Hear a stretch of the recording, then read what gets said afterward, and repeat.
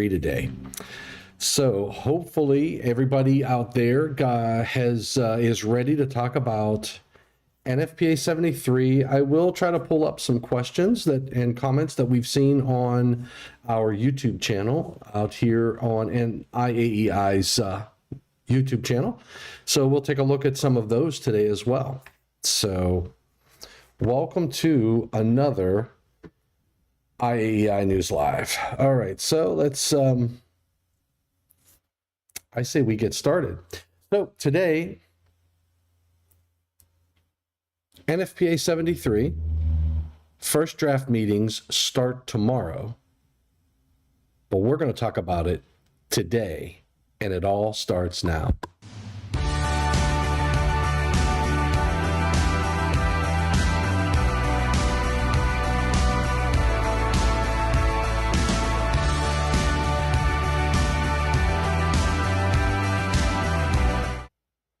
All right, welcome back. So, I am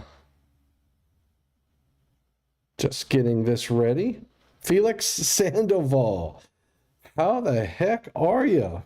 Good to hear from you, sir. Good to hear from you. I trust everything is good with you, Felix. Haven't talked to you in a while. All right, so NFPA 73, big, let's just, hey, Nihad, good to talk to you. Good to see you too. And hopefully we'll be able to chat Nihad on Thursday. Got a few items I want to talk about too, related to Power Africa and a few other things. All right, let's talk about NFPA 73. I do want to say that if you hopefully you'll have your, you could open up NFPA Link. NFPA Link has the 2021 edition. Hey, Brian Bowman in the house. Hey, Brian, I'm going to talk a little bit about 73. We're going to take a gander at some of the public inputs that are going to be reviewed tomorrow for the first draft meeting. So this is like, talking about the changes as we're going through them, instead of waiting till everything is done and then talking about the changes in these documents, I'm hoping, this is my strategy, I'm hoping that it gets some individuals out there interested in getting more involved with development of the standard. So, awesome, heavy workload, thank goodness. Hey, we got Joseph Wages in the house. On the road, Joseph, on the road, but I'm still live and I'm using the internet of the hotel. I'm here in Ann Arbor, Michigan, and I'm using the internet of the hotel, and it is pretty strong. Earlier this morning, I went live on my channel just to let everybody know we had some hiccups in the, I was using my cellular hotspot. So anyway. Excellent. All right. So NFPA 73 is the standard for inspections for existing dwelling units. Now, I'll tell you the challenge that we have when you are reviewing an existing dwelling unit. It's a lot different than new construction, obviously, for many different reasons. But it is specifically challenging when we try to hold the same ruler that we hold for a new building being built today on a building that was built, I don't know, could be the early 1900s, could be 1910, 1920, could be a 50s building, a 60s building. There's all different, there's a housing stock is huge in the United States for existing homes that have been, every year we're building homes, and we're building those homes to an edition of the code that's enforceable at that time. Then we come, and when would you, I would say, when would you use like a document like NFPA 73? Would be when you're selling a house or buying a new home, right? You hire a home inspector, they come to the structure, and that individual is going to walk through your house, your home, your dwelling unit, and they're going to be looking for certain things. And what we know is a hazard today, and we have requirements around those, it's hard to say this existing house, you can't sell it until you fix these certain items that could be very intrusive, right? You can't replace all the wiring in a home. I mean, you can, but you can't say, look, you have to replace all this wiring because we use this type of wire, not that type of wire. So it's a challenge. And creating a standard is even more of a challenge, because you end up in a, hey, Willie Snyder in the house. Hey, Willie, I just had your buddy Ryan Jackson was in the booth this weekend. But so it makes it a challenge to create a document like an NFPA 73, which is the standard for electrical inspections for existing dwellings, that would provide the requirements, so to speak, on what you need to do and what you don't need to do. So, and I'm sure we run into these things too, these challenges when you say, look, I do all right, slow down, Tom. Had this discussion with an individual here at our booth at National Training is NTI in Ann Arbor, Michigan. I was telling an individual that, this Wednesday is the first draft meeting for NFPA 73. They asked, what is NFPA 73? I explained it's for existing homes and inspections of existing dwelling units. And they went, oh, like if I'm adding an addition to my home, then I would follow 73. And I'm like, no. That's not what it is. If you're going to be adding an addition to your home, you're adding onto your home, you're adding new things, you're adding new circuits, you're going to be following the National Electrical Code. But what this document looks at is when you're not changing anything. You're going to sell your home, and somebody has to walk in and walk through each room and say, okay, what are the requirements? What am I looking for? This is the document that you would be using. You can't mandate, say, even something like GFCI. You can't say, this house was built in 1900, or it's a log home and it was built in the 1800s. And you can't say, oh, look, you have to put GFCI on all these circuits because that's required by the latest edition of the code. But it wasn't built for the latest edition of the code. It was built to an edition of the code that maybe GFCIs didn't exist. Now, you can recommend, right? We can always recommend solutions for the application. We can raise awareness on the possible hazards, but it's kind of difficult to mandate the latest edition of the NEC. So NFPA 73, I'll show you how it's laid out. You have, it's a total of 5 chapters, and you have 4 annexes. Let's take a look at the chapters. Chapter 1 is administration. Chapter 2 is your reference publications. Chapter 3 is definitions. And now, right off the bat, so you go, wait a second, isn't Article 100 definitions? Why are we going to Chapter 3 as definitions? Because it's not following the NEC style manual. To my knowledge, there are only 2 documents that follow the NEC style manual. And when I say NEC style manual, if you go to, let's do this. If you go to NFPA.org and you go to codes and standards, standards development, regulations and policies, you'll find the regulations governing the development of NFPA standards, the guide for the conduct of participants, technical meeting convention rules, list of an introduction to the NFPA standards development process, manual of style for NFPA technical committee documents. That's what this document covers. So, and then there's the National Electrical Code style manual. So if we take a look at the NEC manual of style, you will see that You've got the document types, document divisions. You got the front matter. Let's take a look at, maybe it's in document divisions. Yeah, so you have the cover that tells you you have a title page, you have the committee lists,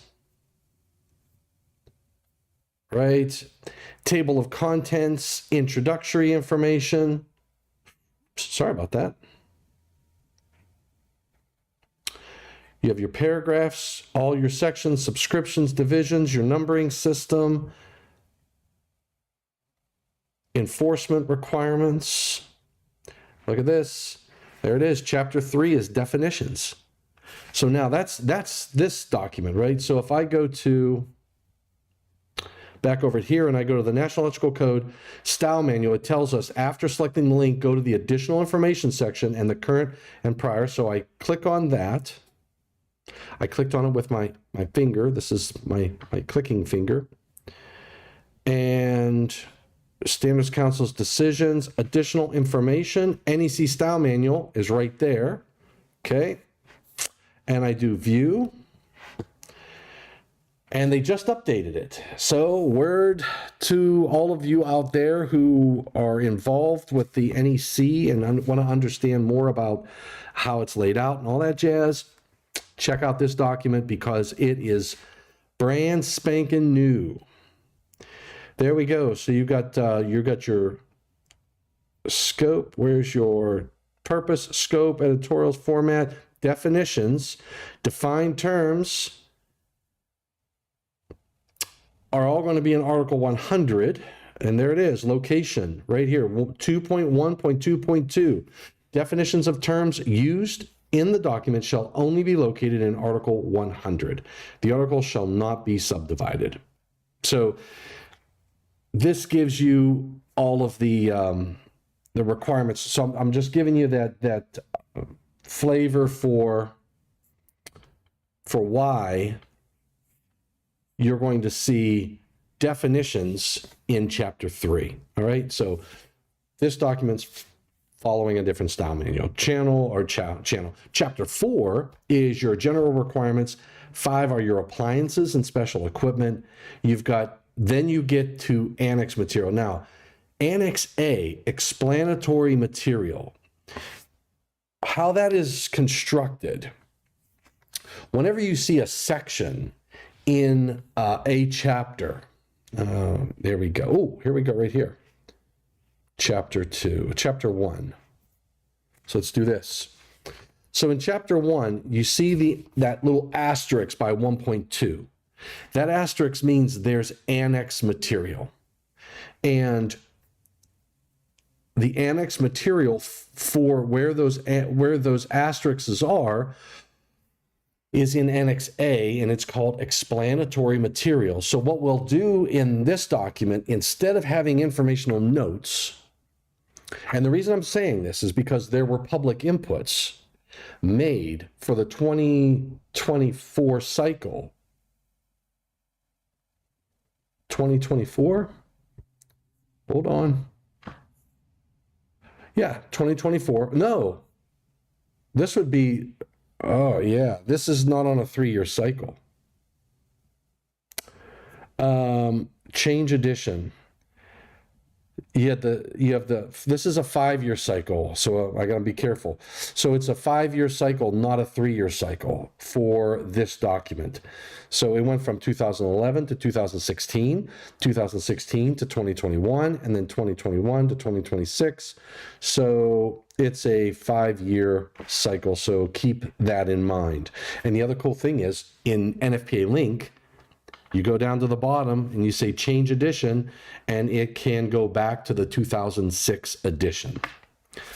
All right, so, and again, so now we don't have informational notes on each of the sections.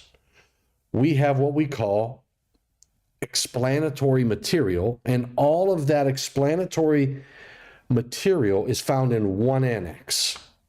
And when you look at that annex, you'll have the explanatory materials for chapters 1, 3, 4, and 5. There's nothing for chapter 2. There's no, there is a chapter 2 reference publications, but there is no explanatory material for any of the information that's in chapter 2.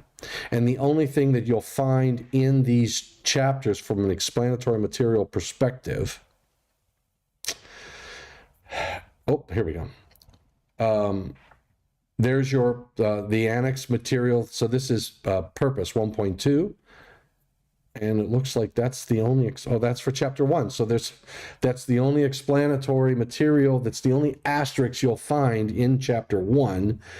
And it's basically telling us that the standard is intended to be suitable for mandatory application by governmental bodies and other inspection agencies exercising legal jurisdiction over electrical installations.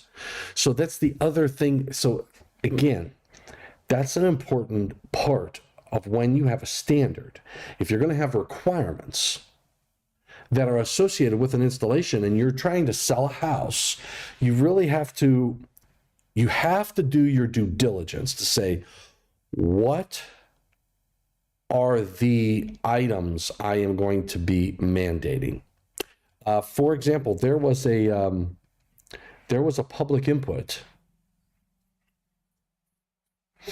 There was a public input for insulated grounding conductors. I'm just going to do a search, insulated. Here it is. Okay, done.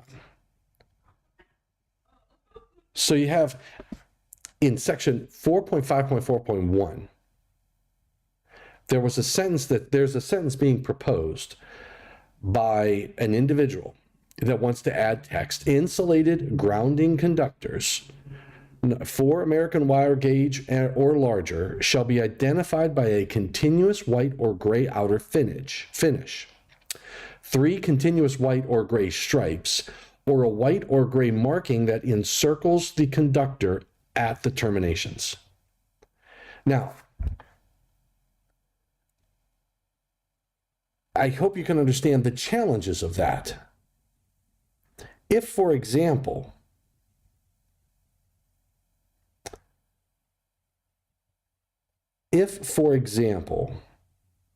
your insulated grounded conductor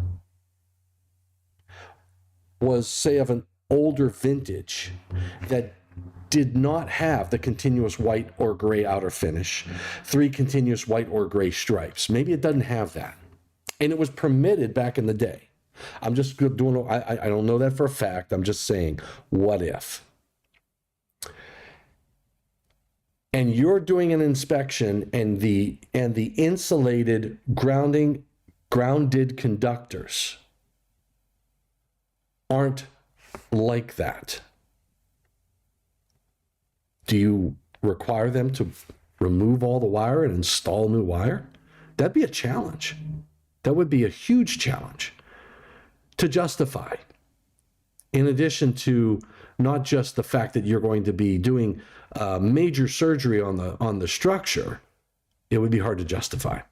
Now, if you look at the substantiation from this submitter, the submitter says this change lets the user know what the options are for larger grounded conductors.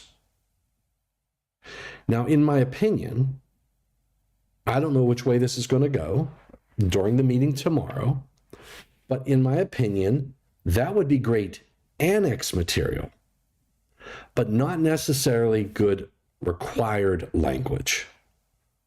For the reasons I stated, if I have an older installation and they're insulated grounded conductors for 4 and larger, if they don't have that, am I going to now say, hey, look, this is a shall. This is not, hey, hey, for information, this is a shall. Now you have to, and it says a continuous white or gray or outer finish. If it's got to be a continuous, that means you can't mark it on either end. It's got to be continuous from one end to the other. And if it's not a part of that, then the only way to meet that would be to replace the wire in an existing installation. This is a good requirement for a new installation. It is a huge challenge for an existing installation. So in any case, these are the debates that we'll get into When you're talking NFPA 73, it's a significant challenge. So, and that was, a public input, one of the public inputs. And that was for sections 4.5.4.1. 4.5.4.1. Let's take a look at what 4.5.4.1. 4.5 is cables. Hey, David Engelhart in the house. 4.5 is cables, cable assemblies, and conductors. 4.5.1 is physical support. Dot 2 is conductors and cables. Dot 3 is conductor terminations and splices. And dot 4 is your grounded conductors. And the public input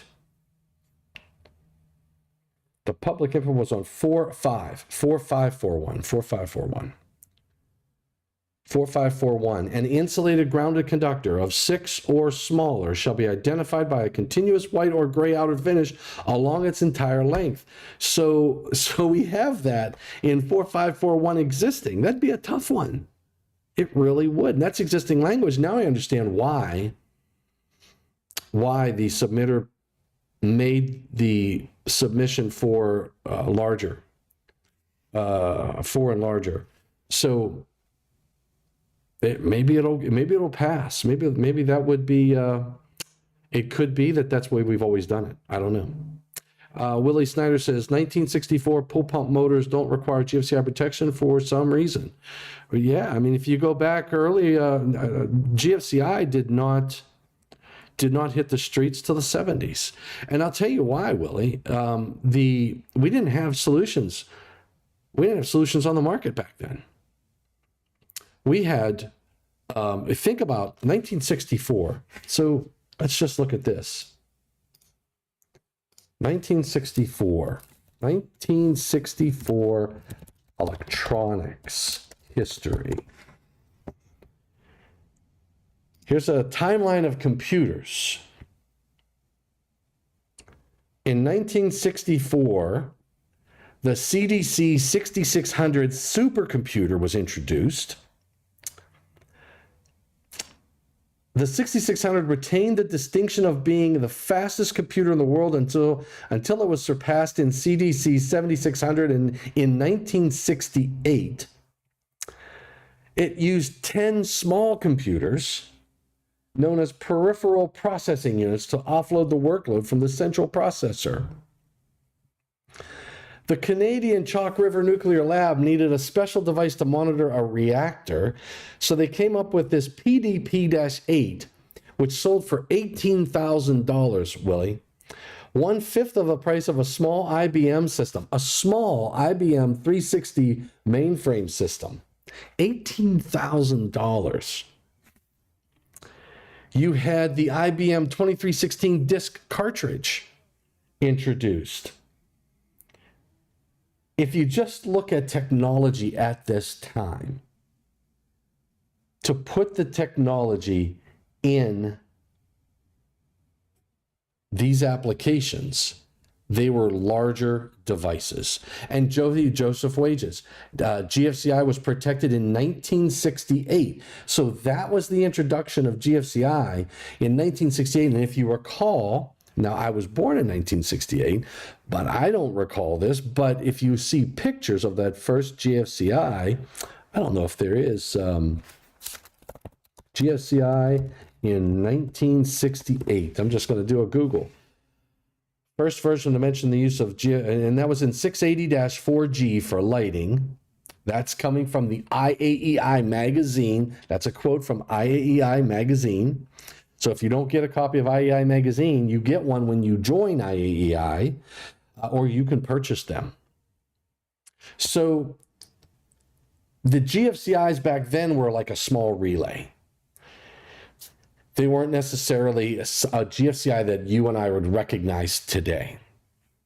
So let's go back to the standard. I'm going to close that. And what's this? That's the style manual. All right, I'm going to go back to 73. All right, so 4.5.4, grounded conductors. You have dot one talking about an insulated grounded conductor of 6 and smaller has to be identified with a continuous white or gray outer finish along its entire length. 4542, no other conductor shall be identified by the color white or gray. Hey, Lou Petrucci, thanks for joining. And then 4543 says grounded circuit conductors in branch circuits shall not be connected to non-current carrying metal parts. We still do that. We've done that for many years, except for existing branch circuit installations for electric ranges. Okay, this is, remember, we used to use that grounding conductor in some larger appliances like, electric ranges, wall-mounted ovens, counter-mounted cooking units, clothes dryers. That was the one I usually refer to a lot. And outlet or junction boxes that are part of the circuit for these appliances where an equipment grounding conductor is not present. The frame, so they would bond that grounded conductor. The frames for these appliances shall be permitted to be connected to the grounded circuit conductor if all of the conditions are met, and they give you 4 conditions.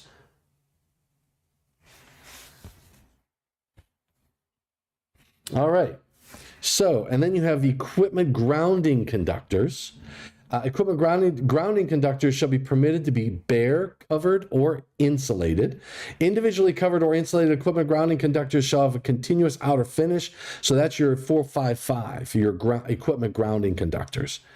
So 4.5 is your cables. Now, chapter 4 are your general requirements. So let's go back. Let's take a look at some more public inputs, let's take a look at some public inputs. So here's what I'm going to do is I'm going to go through. I have a spreadsheet, I thought. Let me double chickle. I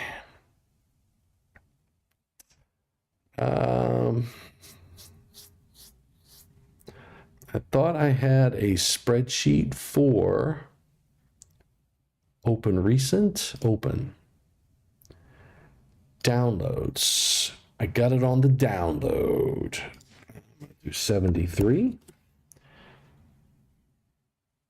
And I'm just looking for any NFPA 73 in downloads. Roster.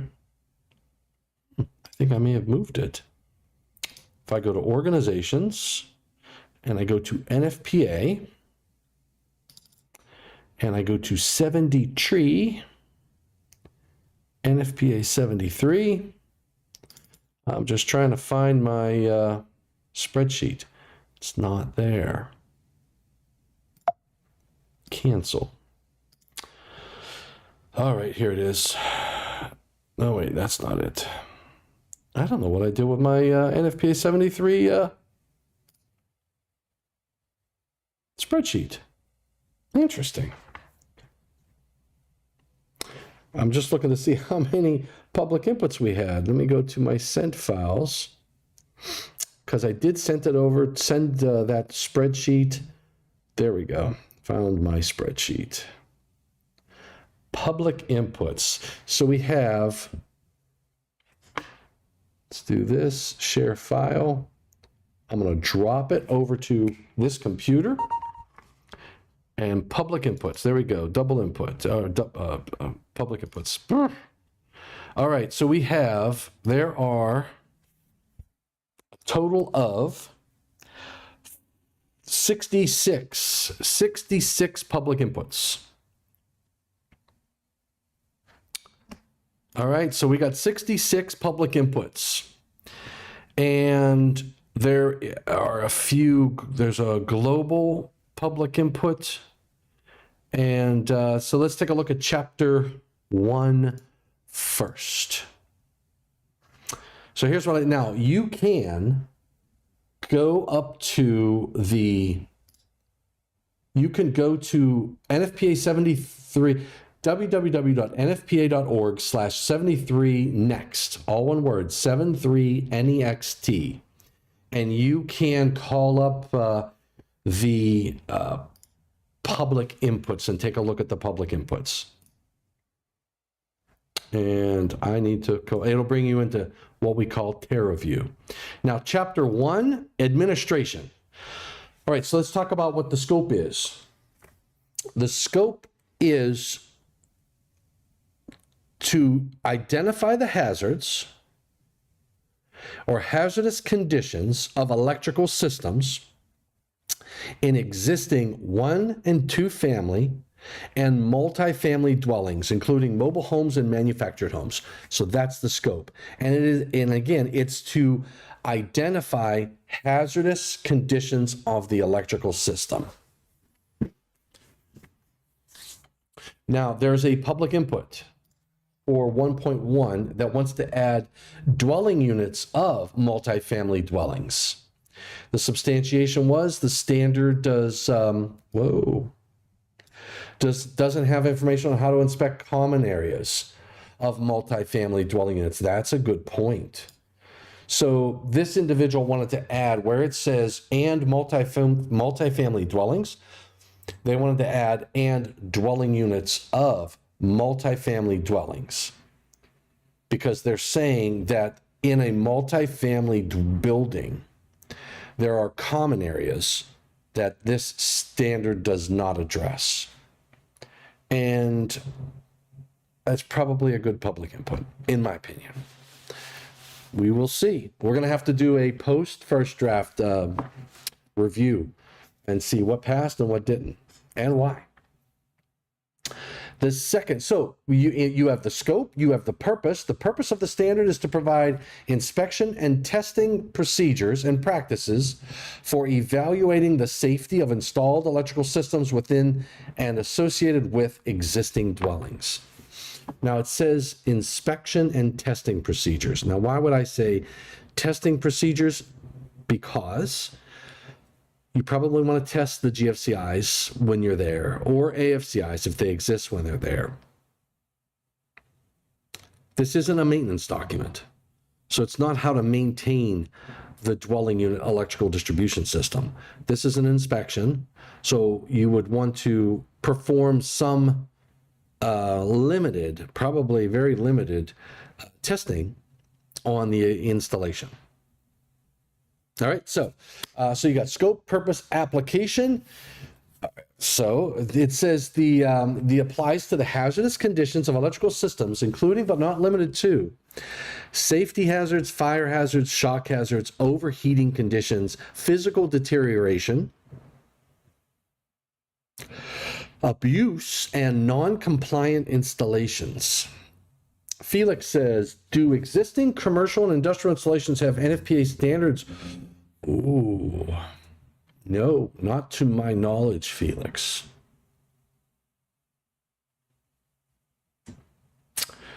That's a good question.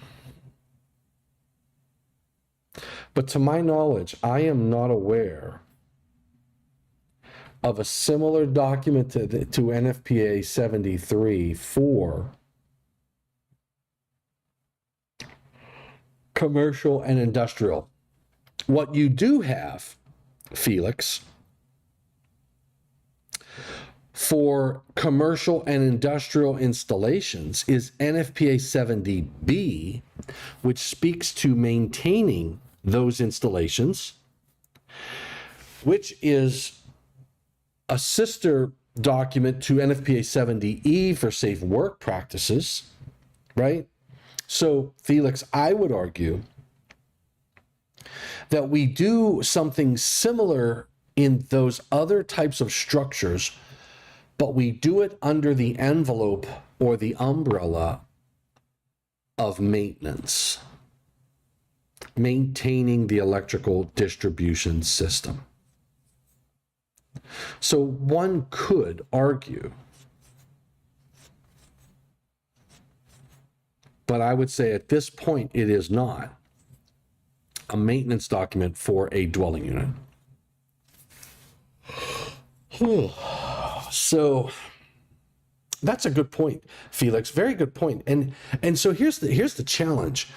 The people who use NFPA 73, Felix, are those that are buying and selling homes. right? That's the primary focus. So if I'm selling my house, I want an electrical inspector, or I want a home inspector to come to the structure and look at it, then I would say they would be using NFPA 73. But we don't do this similar type of activity with large industrials and commercial buildings. But 70B would be your reference. That's my opinion.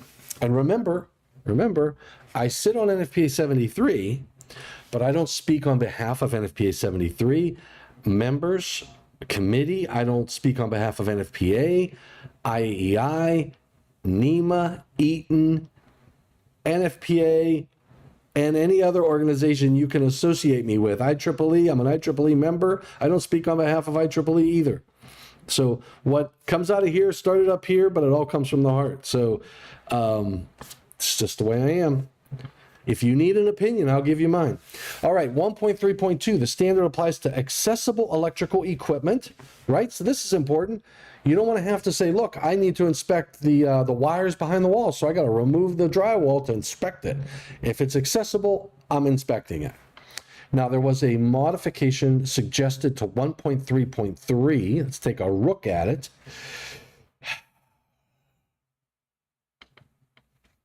And it says, the removal, so 1.3.3 used to say the removal of faceplates or other covers or luminaires, fixtures, to identify hazards shall be permitted. So what we're trying to do here is say, look, and I know some inspectors, they will not remove the dead front cover on a panel board in a residential dwelling unit, right?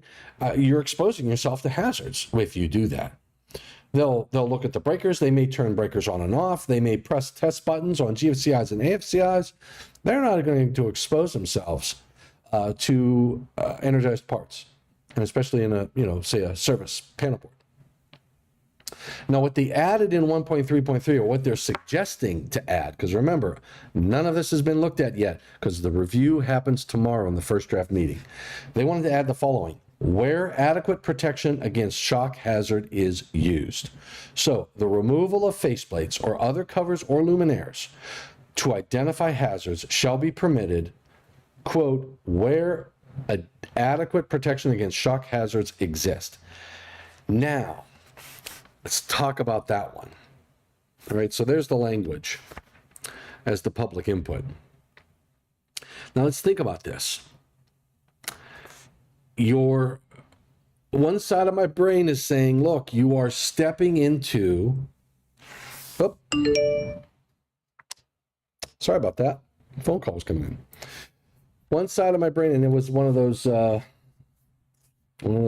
solicitors, whatever they want to call them. You know, hey, I think you need something to buy from me. So anyway, you're stepping over a boundary right now. This one is risky because it's starting to get into safe work practices. And Felix, whenever you get into the area of saying something like where adequate protection against shock hazard is used, now you're getting into 70E requirements. And if you say it here, but you don't say it somewhere else where you are taking an action that could expose the electrical worker to a hazard, then does it mean you don't need to worry about shock hazards there, but you do need to worry about it here in 1.3.3? You catch my drift? So you're from a language and from a code perspective, from a legal perspective, you have to be careful. If you say something like this in this section, then you better go everywhere in the code where there is a hazard, because now you're starting to assume the safe work practices requirements that are technically found in another document. And you didn't address establishing an electrically safe work condition before you took the cover off or before you decided to dismantle the luminaire, the fixture. Okay, so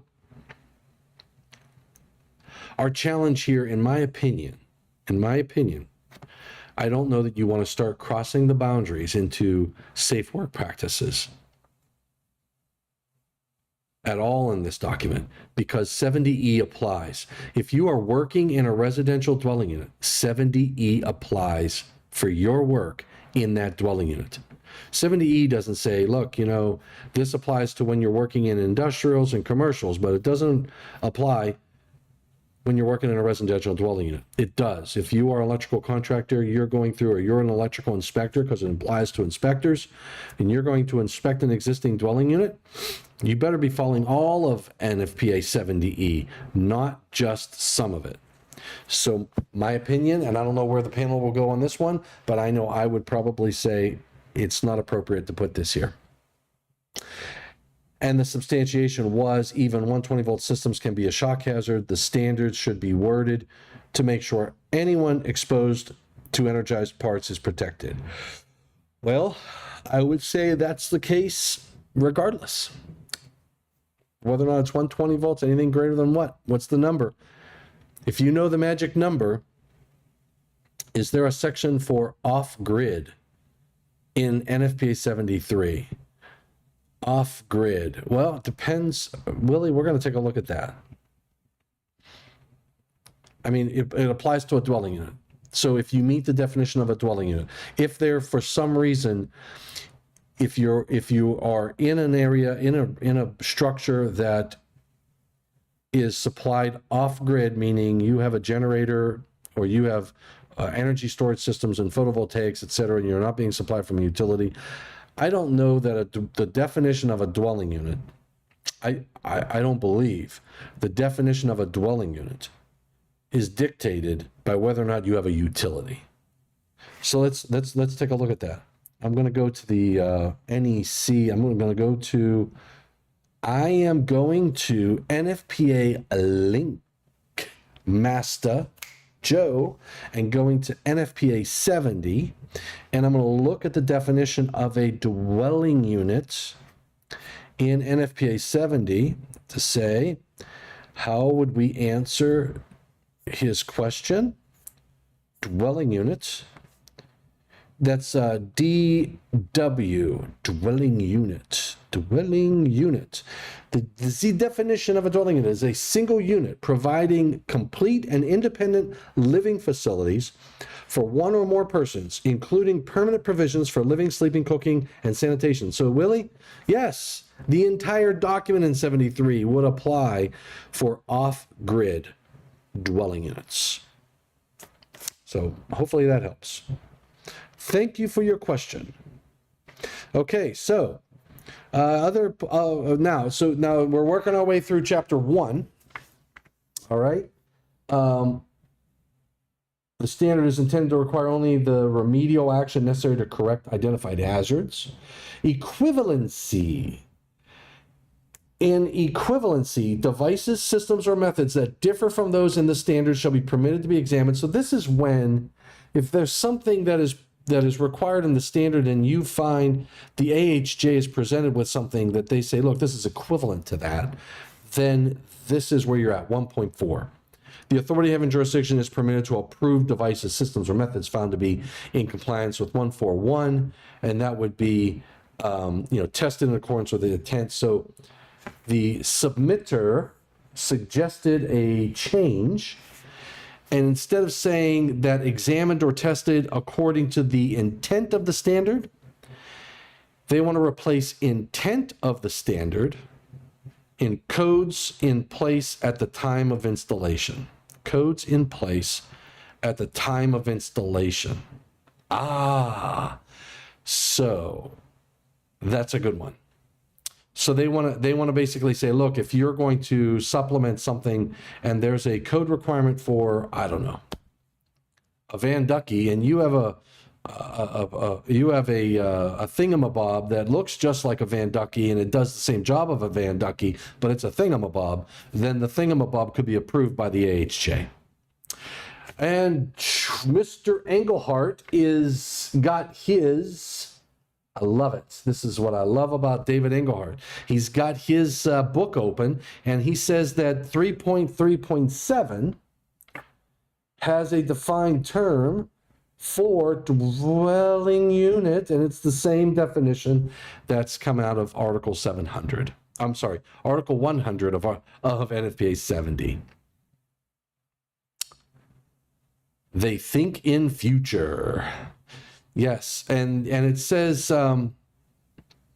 dwelling unit is a single unit providing complete and independent living facilities for one or more persons, including permanent provisions for living, sleeping, cooking, and sanitation. And Willie says adequate service requirements. Adequate service requirements. I think what Willie Snyder's point is, a service is the conductors and equipment for delivering electric energy from the serving utility to the wiring systems of the premises served. So I think what you're saying, Willie, is if there are requirements in here for services,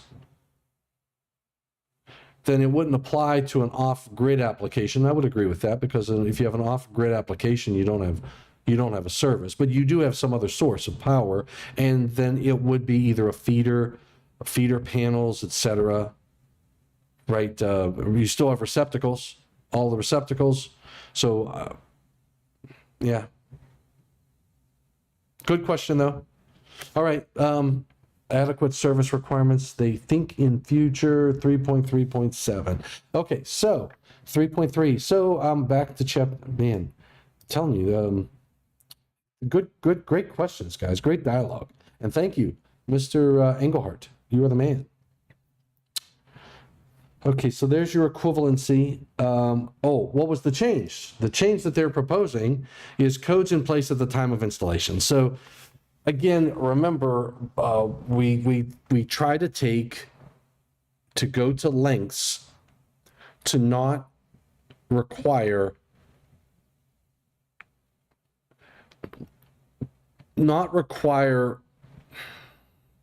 to not impose requirements of the current code on old installations.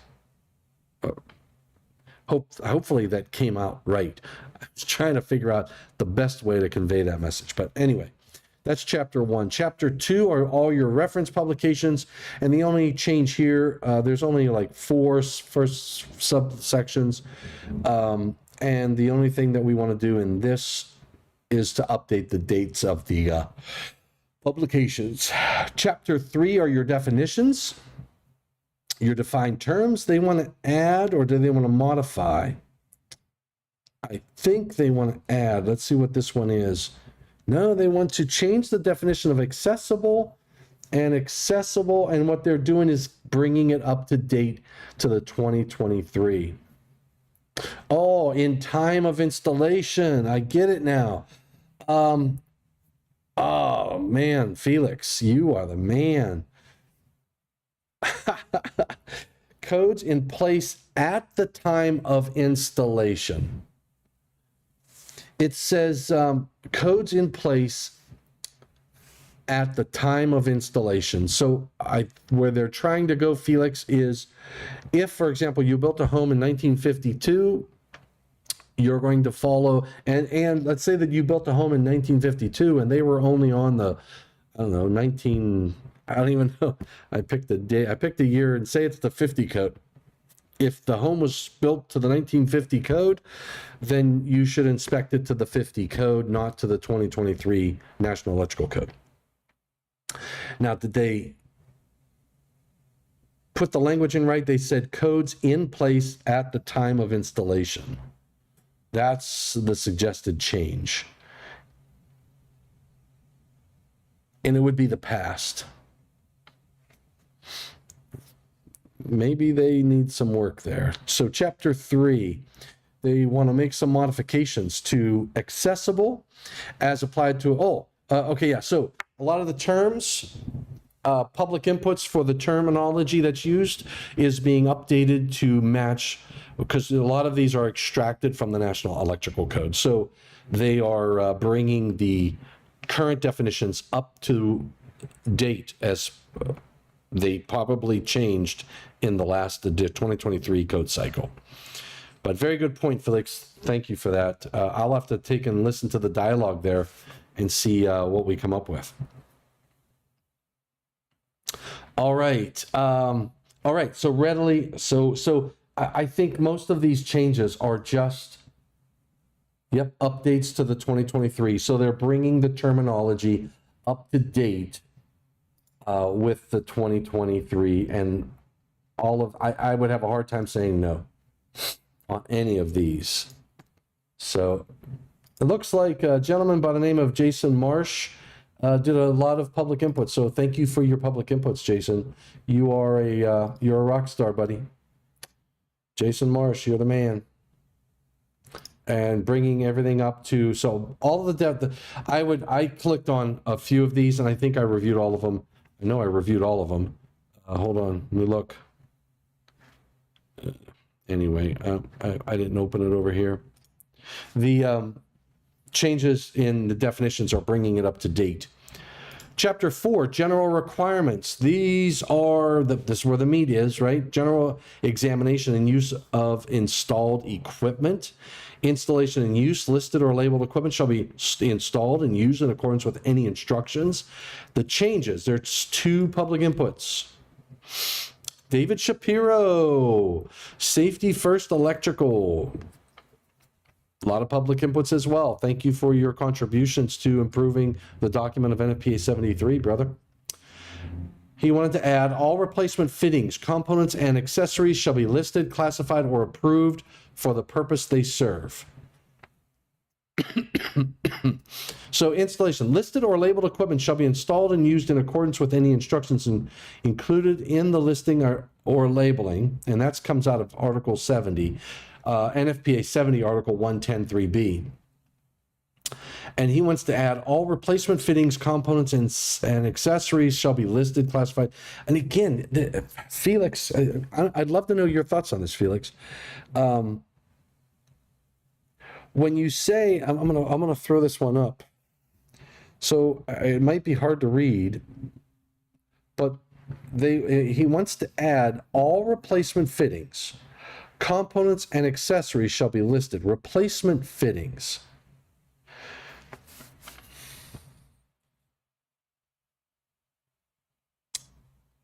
I could argue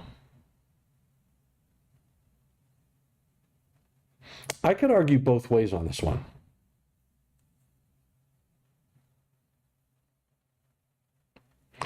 Because, well, here's what I could do. I could say, look, if you are going to be replacing anything, if you're going to be installing anything, what are you following?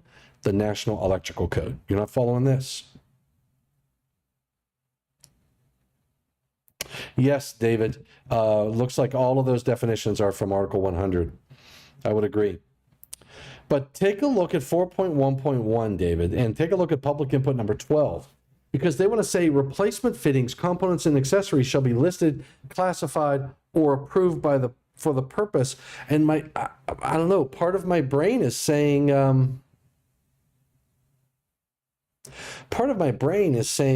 that would be covered, because if you're replacing anything, you should be following what?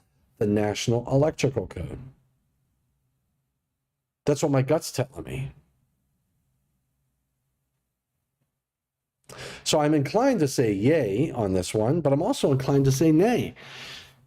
If I would say, I would say,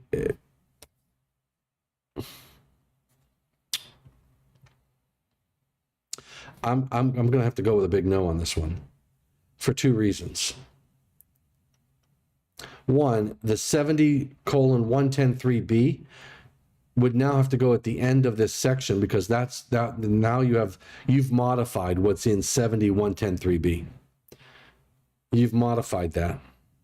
That language is not in NEC, in the NEC, because the NEC would have those requirements in elsewhere. And I would argue that if you are replacing anything, you're installing anything new inside of an existing dwelling unit, you're following the NEC.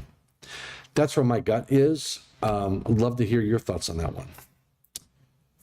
The other public input from Jason, he wants to break 411 into an A and B, looks like.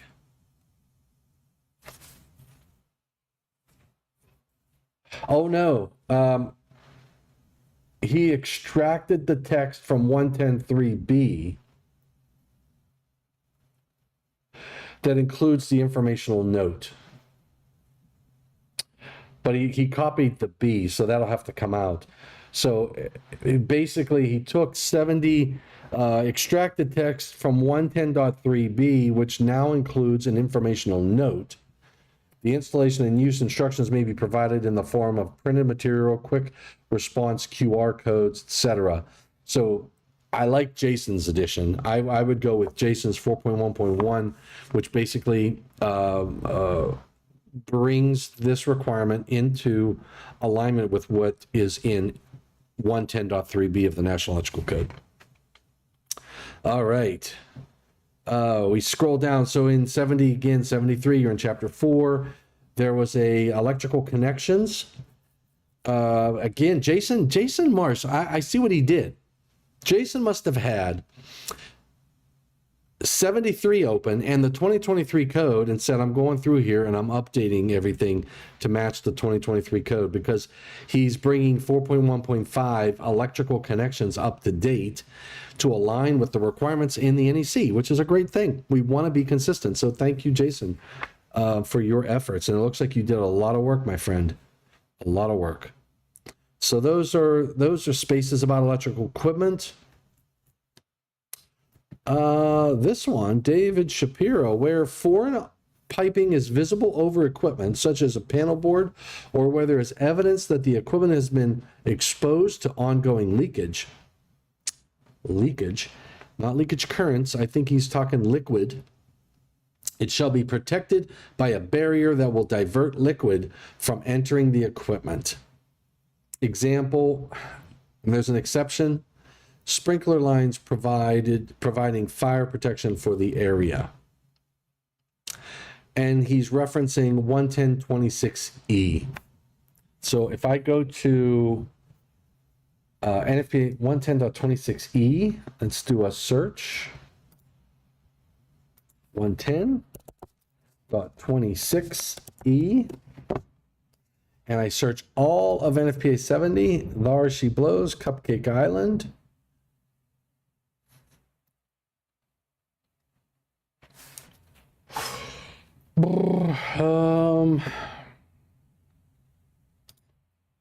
He says 110.26e exception. 110.26e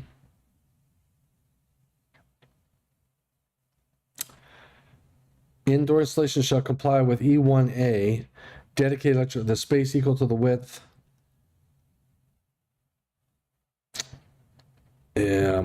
Fred,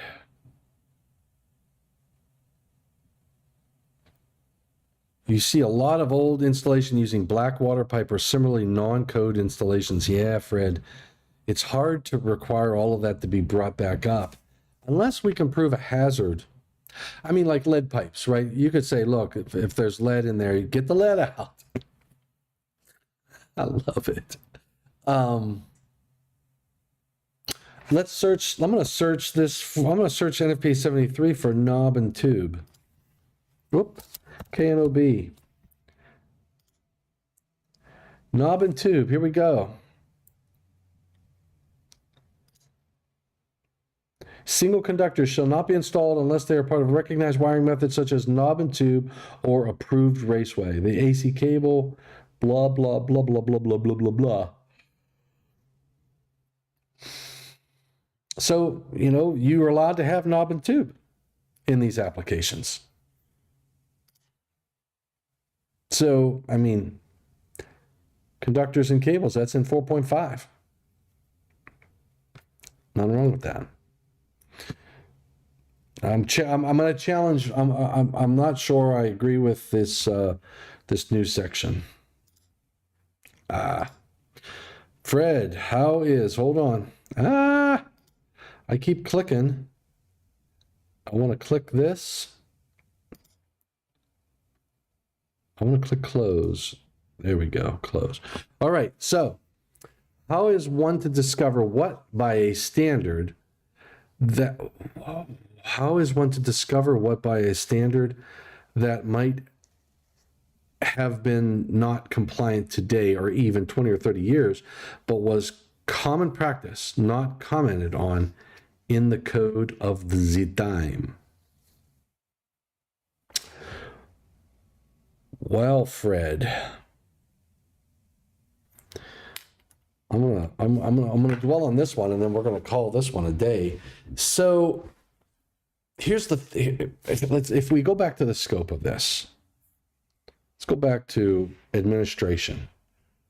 The standard provides criteria for identification of hazardous conditions of electrical systems. So if I was wanting to discover what by a standard that may have been not compliant today. So you're saying in an installation, what's not compliant today, meaning by a standard, or even 20, 30 years ago, but was common practice and not, you're not going to know that. And here's the thing, think about this. When you look at an installation, if you identify something and say, look, oh, well, back in the day, this is how we used to do this, and you didn't do that, you're going to hold up the sale of the house. Or you're going to force a homeowner to make a change before they sell their house or buy that house. It's hard to defend that position if you're not looking at some sort of standard to say, hey, this is what we used to do back in the day. I would say, Fred, you're going to have a lot of issues trying to enforce anything like that, in my opinion. I mean, I would, if I was selling a house and the inspector said, well, we used, back in the day, we always used to put, I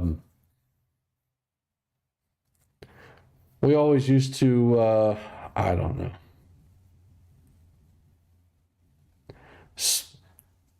dip a certain type of solder or whatever. In my opinion, I would argue, I'd say, well, show me in the codes where, and you want me to go through some work before I sell my house. I'd say, well, show me some document. And you just go, well, that's how we used to do it. That ain't going to hold up. How does one call it out? Well, okay, so when you identify areas, like let's say, for example, like if I was a home inspector and I went into a home that was built before GFCIs were required anywhere in the house, because we even have a table. We have a table in here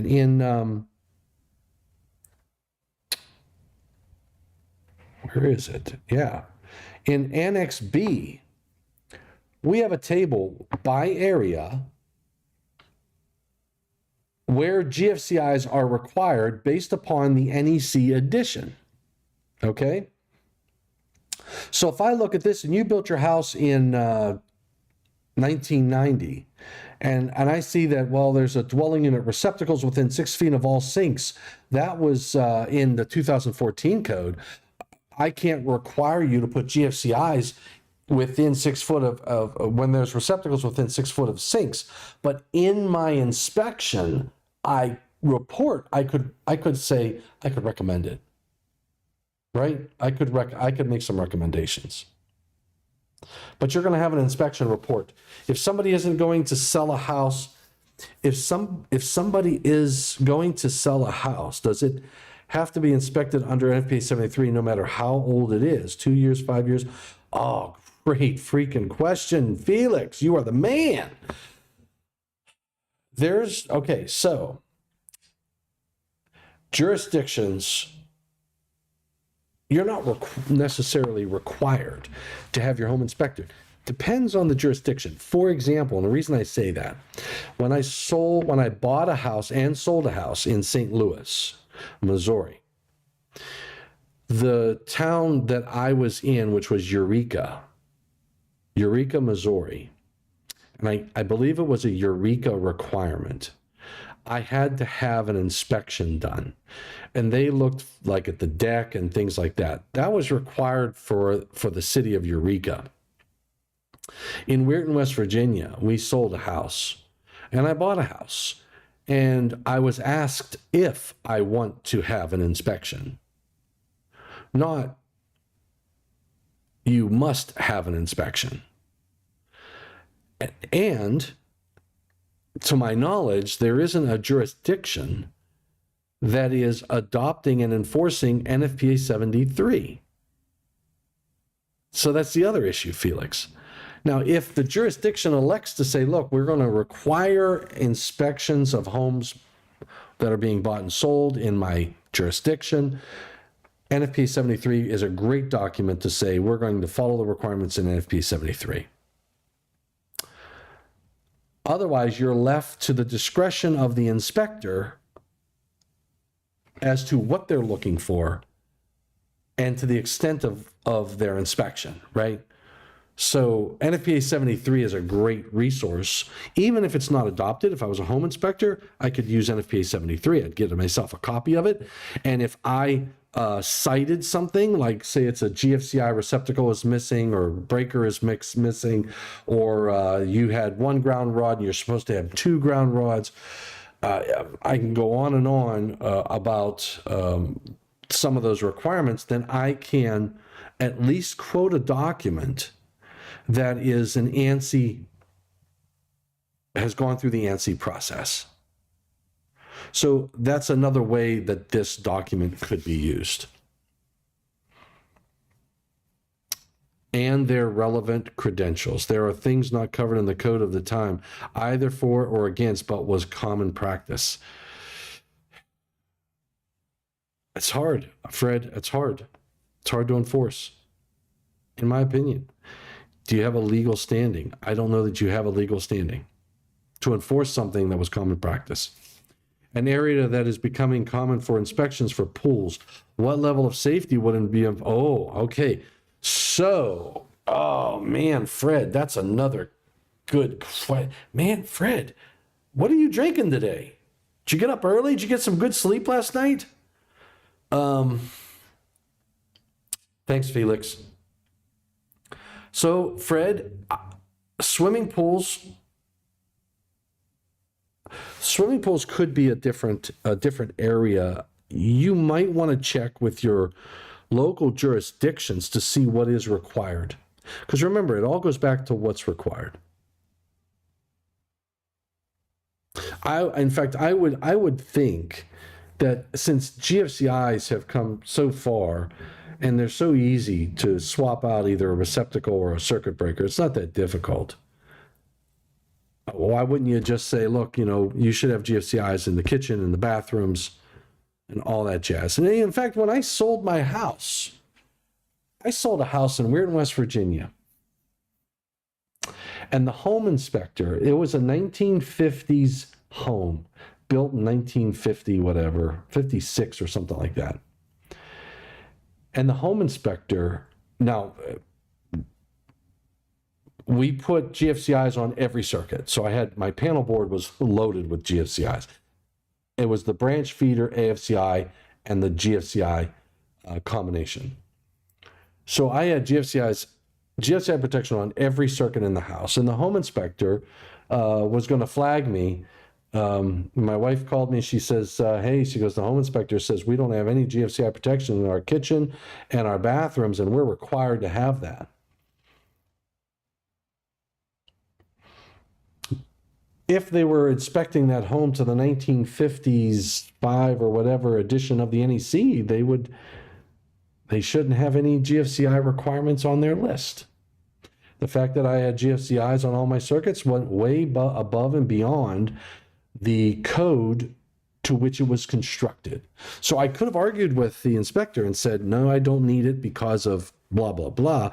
But my argument and debate with the inspector was that I had it in my breaker.